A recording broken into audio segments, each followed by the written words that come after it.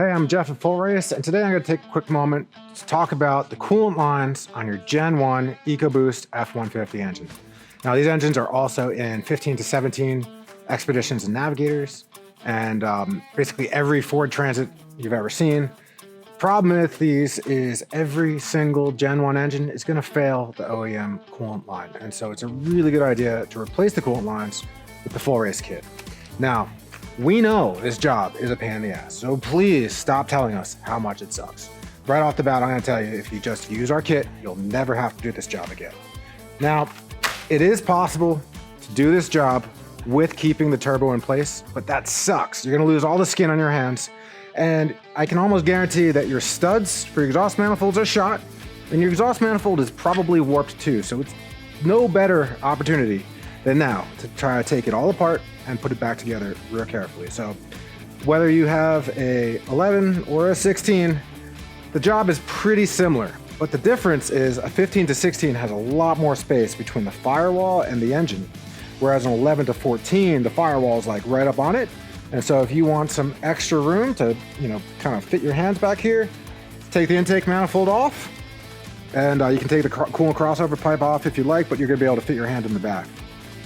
Another little tip and trick is when you are releasing the OEM coolant lines, there are these little spring clips that can be a pain in the butt. So you want to take the spring clip off the turbo. That's easy to get to.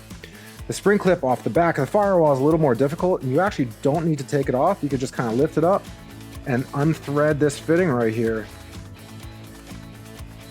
And the whole thing comes out. You don't even need to take that one off.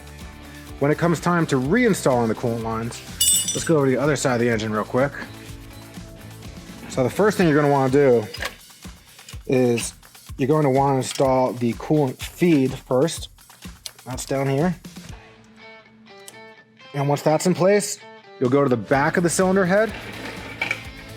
And if it's on a 15 to 16, we really like to start it from the opposite side. So in this case, this is the driver's side turbo we're doing. I'd recommend coming in from the passenger side. And you can fit your hand between the firewall and the motor real nicely. Get your hand back here and just kind of start these threads.